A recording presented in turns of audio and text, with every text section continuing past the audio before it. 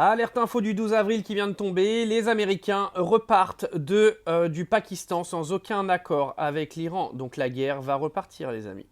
Alors J.D. Vance vient de nous annoncer qu'aucun accord n'a été trouvé entre les Américains et les Iraniens. Il y a trop de désaccords, aucun accord ne sera trouvé et J.D. Vance est venu expliquer que c'était dommageable pour l'Iran.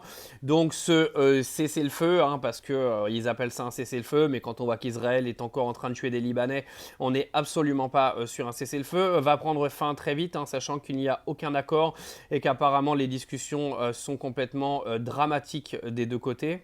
C'est-à-dire que l'Iran ne fera aucun effort, les Américains apparemment ne veulent pas en faire non plus. C'est là qu'on voit quand Trump vient nous raconter qu'il est en train de gagner la guerre, qu'il gagne absolument rien, parce que les Iraniens ne se mettront pas à genoux devant les Américains.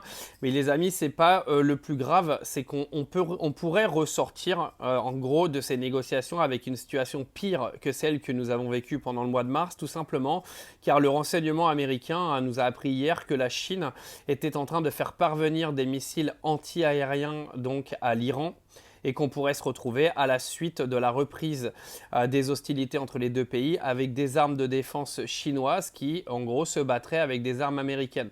Donald Trump a prévenu que si la Chine se permettait de faire ça, que ça allait très très mal se passer pour la Chine.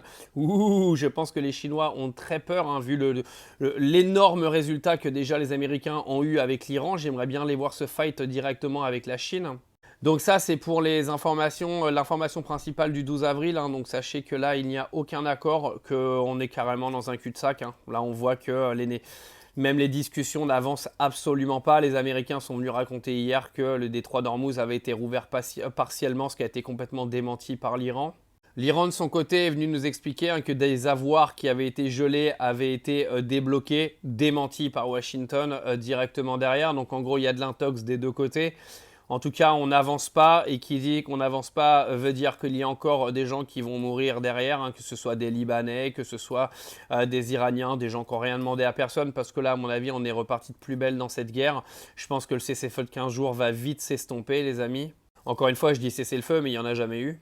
Ils se sont juste laissé un petit temps de répit entre les deux pays, où le Liban n'a absolument pas été invité dans la fin de ces hostilités de guerre. Et j'ai quand même l'impression qu'on n'est pas au bout de nos surprises. Là, on est dimanche. Demain, va y avoir une ouverture, encore une fois, des marchés avec un prix du pétrole qui risque de bondir, sachant que là, J.D. Vance, il est rentré aux États-Unis, ce qui fait que les négociations, pour l'instant, elles sont complètement interrompues. Ils annoncent qu'ils reprendront des négociations, mais ils ne savent pas quand.